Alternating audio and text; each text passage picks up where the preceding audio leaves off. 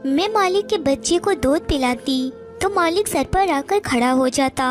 मुझको शर्म आती मगर मालिक को कुछ न कहती, क्योंकि 25,000 तनख्वाह मिलती थी और मैं अपना 25,000 गंवाना न चाहती थी। लेकिन एक रात मालिक का बच्चा बुखार में तपने लगा। मालिक ने दवाई दी और कहने लगा, आज रात रुक जाओ। मैं मान गई, मगर उस रात मेरे होश उड़ गए जब मालिक ने मेरे साथ मेरे पति की तनख्वाह बहुत ज़्यादा कम थी। बड़ी मुश्किल से ही घर का गुजारा हो पाता था। फिर उस पर मेरा छोटा सा चंद महीनों का बच्चा, मैं उसे छोड़कर घर के कामकाज के लिए नहीं जा सकती थी, ना ही कहीं नौकरी कर सकती थी। एक बार मेरे पड़ोसी ने मुझे एक ऐसी बात कही जिसे सुनकर मैं सोच में पड़ गई थी। लेकिन मुझे लगा कि मेरा पति मुझे इस बात की इजाज़त न दे। वह काम ही कुछ ऐसा था। वह कहने लगी कि इसके कोई जानने वाले हैं जिन्हें किसी ऐसी औरत की ज़रूरत है जो उनके बच्चे के लिए माँ बन सके। अपनी पड़ोसन की बात सुनकर मैं चुप सी हो गई थी। वह कहने लगी कि वह बहुत अमीर है और उसे अपने बेटे से बहुत मोहब्बत है, उसके खातिर तो वह तुम्हें बहुत अच्छी कीमत देगा। मैंने कहा कि मेरा पति शायद मुझे इस बात की इजाज़त न दे। मेरी पड़ोसन कहने लगी, एक बार तुम पहले मेरे साथ चलो और उनसे पूछो कि वह तुम्हें इसकी क्या कीमत देंगे। अगर वह पैसे बहुत ज़्यादा हुए तो जाहिर सी बात है कि तुम्हारा पति इनकार नहीं कर सकेगा, क्योंकि तुम्हें पैसों की ज़रूरत तो है ना। फिर वह अच्छी खुराक भी देंगे और फिर तुम्हारे बच्चे को भी इस चीज़ का फ़ायदा होगा। यह सोचकर मैं चुप सी हो गई थी। जाहिर सी बात है कि मेरे पति की बहुत कम तनख्वाह थी। मेरा इसमें गुजर बसर नहीं होता था, ना ही मैं अच्छा खाना खा सकती थी। मेरा बच्चा बहुत कमज़ोर था और औलाद के खातिर मैं यह कदम उठाने के लिए भी तैयार थी। हालांकि किसी दूसरे बच्चे को गोद में भरना और अपने ही बच्चे के साथ उसे शामिल करना आसान तो नहीं होता है, लेकिन अपने बच्चों के खातिर मैं यह सब करने के लिए तैयार थी। मुझे भी अपनी पड़ोसन की बात ठीक ही लग रही थी कि पहले मैं उन लोगों से बात कर लूं, ताकि अगर मुझे वहां से अच्छी तनख्वाह मिलने की उम्मीद हुई तो पति को भी मना लूंगी। अगले दिन मैं अपने बच्चे को गोद में लेकर पड़ोसन के साथ उनके बंगले में पहुंच गई। वह वाकई बहुत अमीर लोग थे। जब मैं अंदर गई तो इस घर की मालकिन टांग पर टांग रख के सोफे पर बैठी थी और बच्चा बहुत रो रहा था और एक नौकरानी की गोद में था। उसे पाउडर्स पिला रही थी, लेकिन बच्चा दूध नहीं पी रहा था। मालकिन ने मुझे सर से ऊपर तक बड़ी गौर से देखा और उसके चेहरे पर नागवाली सी थी। कहने लगी कि न जाने तुम्हारे मालिक के दिमाग में कौन सा भूसा सवार हो गया है। आजकल लोग डब्बे का दूध पिलाते हैं और बच्चे खिल जाते हैं, लेकिन नहीं, उसे अपनी बात ही पूरी करनी होती है। कहने लगी कि यह मेरा मसला नहीं है, तुम्हारे मालिक अभी कमरे में हैं, बाहर आते हैं तो उनसे बात कर लो। यह कहकर वह उठकर बाहर चली गई और ड्राइवर को पकड़ने लगी। उसने शॉपिंग पर जाना है, इसलिए गाड़ी को रेडी करके मैं तो इस औरत को देखकर हैरान सी रह गई थी। कैसी माँ थी। फिर मैं सोचने लगी कि शायद कोई बीमार औरत है जो कि मजबूरी की हालत में अपने बच्चों को इसके हक से जुदा कर रही है। लेकिन यह तो हट्टी कट्टी औरत सेहतमंद भी थी, अपने बच्चे को माँ का प्यार दे सकती थी। लेकिन शायद आजकल के मॉडर्न किस्म की माँ ऐसी ही होती है, अपने बच्चों को नौकर के रहम करम पर पालती हैं, उसे सीने से लगाने के बजाय नौकरों के हाथ में थमा देती हैं। मैं गहरी ठंडी सांस भरी थी। वक्त वक्त की बात थी, मेरे पास इतने पैसे न थे कि अच्छी खुराक खाती ताकि मेरा बेटा भी सेहतमंद होता, और इस औरत के पास सब कुछ है, लेकिन यह फिर भी अपनी औलाद को उसके हक से दूर कर रही है। वह औरत जा चुकी थी। कुछ देर बाद ही उस घर का मालिक कमरे से निकला और मेरी पड़ोसन से कहने लगा कि क्या है। वही औरत है। पड़ोसन कहने लगी, जी यही है। मेरी गोद में पड़े मेरे बेटे को उसने गौर से देखा था और फिर मेरी सेहत भी देखा था, और फिर मेरी सेहत भी कोई बहुत अच्छी न थी। मैं दुबली पतली सी थी। वह कहने लगा कि इन्हें तो खुद खुराक की अच्छी खासी ज़रूरत है, यह भला मेरे बच्चे को कैसे पाल सकती हैं। मैंने उसकी बात सुनकर कहा कहा कि रोजी रोटी तो ऊपर वाले के हाथ में होती है। जी रब ने बच्चों के खाने का जरिया बनाया है तो ताकत भी वही देता है। मेरी बात सुनकर उसने बड़े ताज्जुब अंदाज में मुझे देखा था। कहने लगा कि मेरा बच्चा बहुत बीमार रहने लगा है क्योंकि उसे पाउडर वाला दूध वाकिफ नहीं है और मेरी बीवी किसी भी तौर पर भी राजी नहीं है कि बच्चे को उसका हक दे। अब मैं अपने बेटे की सेहत पर कंप्रोमाइज़ नहीं कर सकता। मैंने कहा कि आप मुझे कितने पैसे दे सकते हैं। मेरे सवाल पर कहने लगा, जितने आप चाहें, मुझे पैसे देने में कोई एतराज़ नहीं है। मेरा बच्चा ठीक और तंदुरुस्त हो सके। उससे मुझे महीने की 40,000 का कहा था। यह सुनकर तो हैरानी से मेरी आंखें फटी की फटी रह गई थी। यह मेरी ज़रूरत से अच्छे खासे ज़्यादा पैसे थे। जब मैंने अपने पति को बताया तो पहले तो वो खामोश हो गया, लेकिन थोड़ी सी मिन्नत करने के बाद उसने मुझे इजाज़त दे दी। अगले दिन जब मैं इस बंगले में गई, मालिक घर पर ही मौजूद था। मुझे देखकर अपना बेटा मुझे पकड़ा दिया। कहने लगा कि आज आपको दिन भर यही रहना पड़ेगा। घर आपको 10 बजे के बाद ही जा सकती हैं। मैं अपने बेटे को भी साथ लाई थी। मैं एक नौकरानी के साथ एक कमरे में चली गई। वह कमरा इस बच्चे के लिए ही बना था। वह बच्चा रोए जा रहा था। शायद बहुत भूख की वजह से मैंने उसे अपने गले लगाया और उसे चुप कराया। कुछ ही देर में वह सो चुका था, लेकिन उस बच्चे को मेरी गोद में देखकर मेरा बेटा बड़े गौर से मुझे देख रहा था। मैं अपने बेटों के हक में किसी और को भी शामिल कर चुकी थी। मेरा बेटा बार बार मेरी तरफ पलट कर गोद में आने की कोशिश कर रहा था, लेकिन उस वक्त मालिक का बेटा मेरी गोद में था। मैं उसे ही सुलाने की कोशिश कर रही थी। मैंने अपने बेटे के चेहरे पर एक अजीब सी बेचैनी सी देखी थी। कुछ ही देर में मालिक का बेटा सो चुका था, लेकिन मेरा बेटा जब भी मेरी तरफ लपकता, मैं मजबूरन उसे खुद से पीछे हटने की कोशिश करती। मुझे लग रहा था कि जैसे मेरा बेटा भी रो देगा, इसीलिए मैंने उस बच्चे के खिलौने अपने बेटे के आसपास रख दिया। मेरा बेटा खिलौने से बहक सा गया था। मैंने उस बच्चे को सुलाया और बेड पर लिटा दिया। कमरे में एसी भी ऑन था और फिर मेरे अपने बच्चे को भी भूख लग रही थी। उसका भी सोने का वक्त था। मैंने अपने बेटे को भी सुला लिया, लेकिन सोच रही थी कि उसे लेटाऊं कहाँ। बेड तो उस मालिक का था और मालिक के बेटे का था। मैंने अपने बेटे को ज़मीन पर ही लिटा दिया और खुद भी उसके बराबर में बैठ गई। अभी कुछ ही देर हुई थी मुझे वहाँ बैठे हुए कि कमरे का दरवाज़ा खुला और एक नौकरानी कमरे में दाखिल हुई। उसके हाथ में दूध का गिलास था।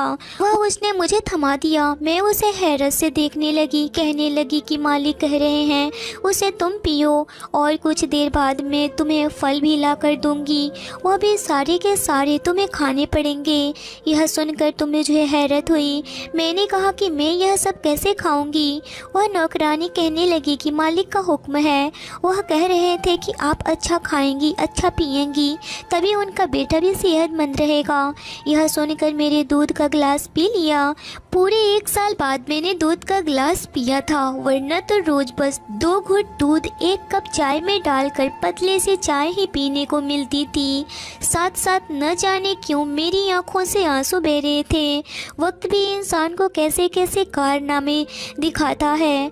कहा कि मैं एक एक रोटी को तरसती थी और यहाँ मेरे सामने दुनिया जहाँ की हर चीज़ रखी थी।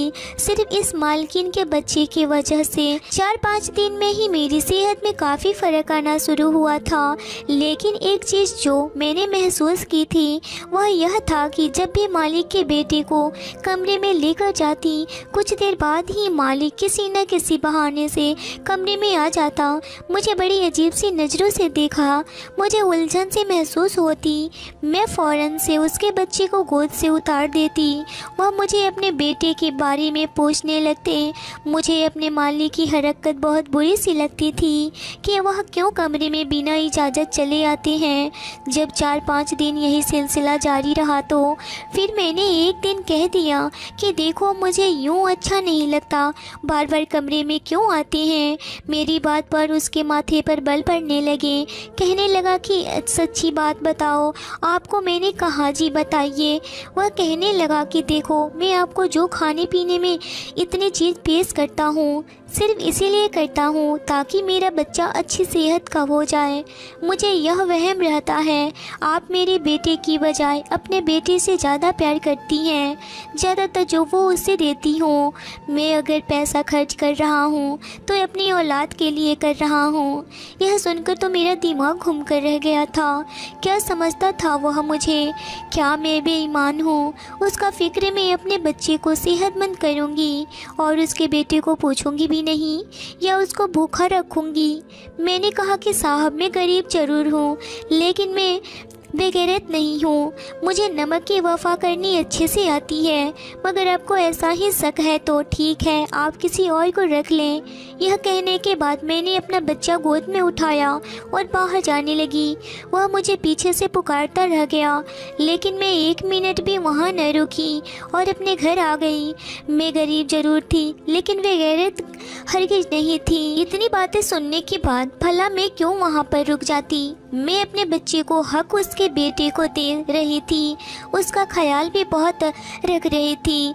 जब तक मैं वहाँ होती थी उसके बच्चे को संभालती थी और अपने बच्चे को उसके खिलौने से बदलती रहती थी। हालांकि मेरे बेटे का हक था कि मैं उसे ध्यान देती। इसी रात मुझ पर एक और मुसीबत टूट गई। मेरा पति वापस घर नहीं आया था।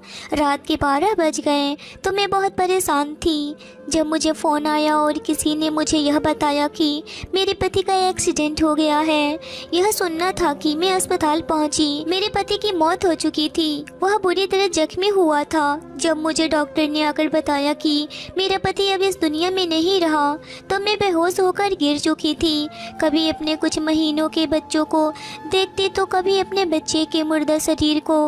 मैं फूट फूट कर रोने लगी। कुछ समझ नहीं आ रहा था कि क्या करूं। हमारे घर में लोगों की भीड़ थी। सुबह ही मेरे पति का अंतिम संस्कार हो गया। वह रात यूं ही रोते रोते ही गुजर चुकी थी, जबकि मेरे बेटे को खबर भी न थी कि उसके बाप का देहांत हो चुका है। जो भी मुझे और मेरे बच्चे का देखा यही कहता, तुम जवान हो और यह मासूम बच्चा आगे की ज़िंदगी कैसे काटेगा? तुम्हारा पति तो तुम्हें इस जवानी में ही इस दुनिया में छोड़कर चला गया। लोगों के अल्फाज मुझे परेशान कर रहे थे। मैं शौक से बैठी थी जब अगले दिन घर के दरवाजे के बाहर एक गाड़ी आकर रुकी। गली के बच्चे इस गाड़ी के साथ भागते भागते आए थे। हर कोई आंखें फाड़कर उस बड़ी गाड़ी को देख रहा था, या फिर हमारे छोटे से मोहल्ले में यह बड़ी गाड़ी कहां से आ गई थी। तभी हमारे घर का दरवाज़ा खुला और मालिक को देखने लगी, जबकि मालिक सबको नज़रअंदाज करते हुए मेरे पास आए। हालात के नज़ाकत से उन्हें अंदाज़ा हो चुका था। उन्हें यह भी खबर मिली कि मेरे पति की कल रात मौत हो चुकी थी। वह मुझसे हमदर्दी करने लगे। मैं फूट फूट कर रोने लगी थी तो मालिक कहने लगे कि तुम फिक्र मत करो, दरअसल मैं तुम्हें यही बताने आया था कि मेरे बेटे की तबीयत बहुत ही ख़राब है। वह तो अब नौकरानी के पास भी चैन से नहीं रहता, बस रोता ही रहता है। तुम्हारी गोद की उसे आदत हो चुकी है। यही कहना था कि तुम वापस आ जाओ। मैं अपनी गलती पर शर्मिंदा हूँ। बस अपने बच्चे को लेकर थोड़ा सा परेशान हो गया था, क्योंकि जिस बच्चे की सगी माँ उसकी सगी नहीं हो तो भला मैं उसकी मुँह बोली माँ पर एकदम से कैसे यकीन कर सकता था। मालिक भी अपनी जगह ठीक ही थे। उन्होंने मेरे हाथ पर कुछ पैसे रखे और फिर वहाँ से चले गए। मेरे पति की तो मौत हो चुकी थी, मगर घर का राशन भी ख़त्म होने को था। वहीं मुझे कई बार नौकरानी का फ़ोन आ चुका था कि मालिक का बेटा बड़ा ही बीमार है, सिर्फ मेरी ही गोद में उसे सुकून मिल सकता है। मुझे इस बच्चे की फ़िक्र थी। आखिर मैं एक माँ थी, मेरी गोद में भी मासूम बच्चा था। भला मैं दूसरे बच्चे की कैसे ना फिक्र कर सकती। इसी रोज़ मैंने मालिक को फ़ोन किया तो उन्होंने गाड़ी भिजवा दी, जिसमें बैठकर मैं मालिक के घर पहुँची थी। मेरी हालत काफ़ी ख़राब थी, मगर उसके बावजूद मैंने जैसे ही मालिक के बच्चे को उठाया तो वह फ़ौरन खामोश हो गया और मेरे साथ खेलने लगा। उसे तो जैसे मेरी आदत सी हो चुकी थी, हर वक्त मेरे पास ही रहता। यह देखकर मेरे मालिक बहुत खुश हुए और फिर एक दिन मेरे पास आकर कहने लगे कि तुम अगर ठीक समझो तो यहीं रह लो, मैं तुम्हारे लिए क्वार्टर खाली करवा दूंगा। वैसे भी तुम्हारा इस दुनिया में कोई नहीं रहा तो बेहतर है कि अकेले रहने से तुम यहीं रह लिया करो। मालिक की बात मुझे बुरी भी नहीं लगी थी। अब तो मालिक का रवैया मेरे बेटे के साथ ठीक रहने लगा था। वह उसका बहुत ख्याल रखा करते थे। जो ये चीज़ अपने बेटे के लिए लेते वही मेरे बेटे के लिए भी लेकर आते, जबकि मैं मालकिन का तो कुछ पता ही नहीं था। वह कब आ रही है कब जा रही हैं मालिक को भी खबर न होती। हर वक्त उनके शॉपिंग और दोस्तों के साथ पार्टी ही होती।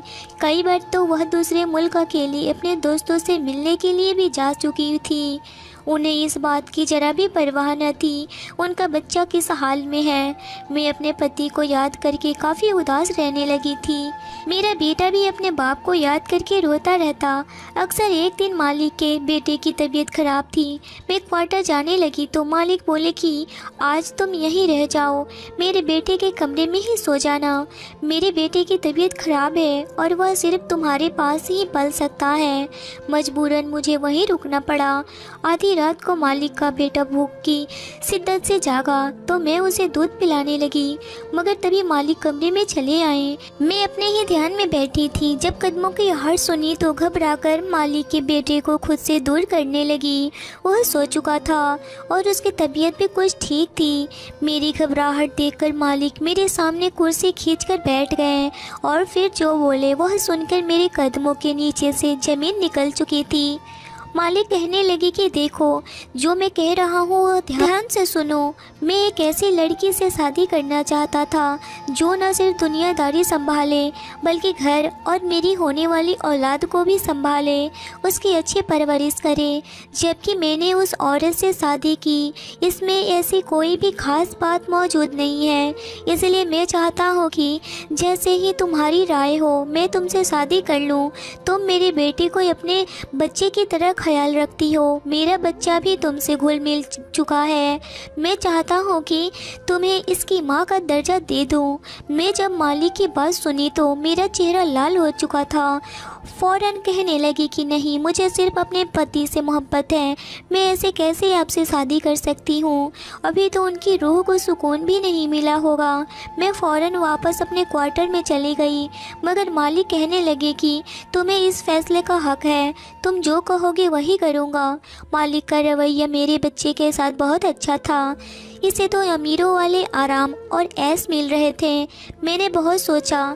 जब अपने बच्चे की भविष्य को देखा और मालिक के बेटे को, तो मजबूरन मुझे मालिक का फैसला मानना पड़ा। मगर मुझे मालकिन की तरफ से बड़ी ही बेचैनी थी। जैसे ही मैं मालिक से शादी के लिए हाँ की तो मालिक ने फ़ौरन अपनी पहली बीवी को तलाक दे दी। वह चीखती और चिल्लाने लगी, मगर मालिक ने उसे अपने सारे बैंक बैलेंस और क्रेडिट कार्ड ले लिए थे। अब तक वह जितना भी ऐश कर रही थी वह मालिक के पैसों पर ही था। मालिक ने उससे पैसे ले लिया तो वह कंगाल हो गई। उन्होंने मुझसे शादी कर ली। कभी कभी मुझे लगता है कि मैं यह फैसला करके गलत किया है, मगर शादी के बाद जब मैं मालिक की मोहब्बत देखी तो मैं खुद को खुशकिस्मत समझने लगी। शायद यही मेरे नसीब में लिखा था। मेरे बेटे को बाप का प्यार मिल रहा था, वही मालिक के बेटे को एक माँ की मोहब्बत मिल रही थी। ऊपर वाले का शुक्रिया अदा करती हूँ, उसने कैसे एक दर से बंद दरवाजे खोले थे और मेरी ज़िंदगी खुशियों से भर दी थी। तो दोस्तों, ये कहानी आपको कैसी लगी कमेंट बॉक्स में हमें ज़रूर बताइएगा। वीडियो अच्छी लगी हो तो वीडियो को एक लाइक ज़रूर करिएगा और मिलते हैं एक नई कहानी में। तब तक के लिए धन्यवाद।